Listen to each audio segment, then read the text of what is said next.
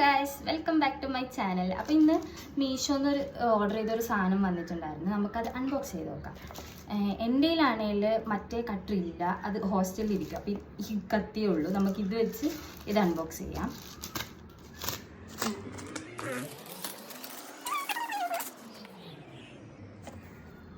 അപ്പോൾ 2 ഗ്ലാസ് ഇട്ടാണ് ഓർഡർ ചെയ്തിട്ടുണ്ടായേ. നമുക്കിത് തുറന്ന് നോക്കാം, ഓപ്പൺ ചെയ്ത് നോക്കാം. വെച്ച് നോക്കാം.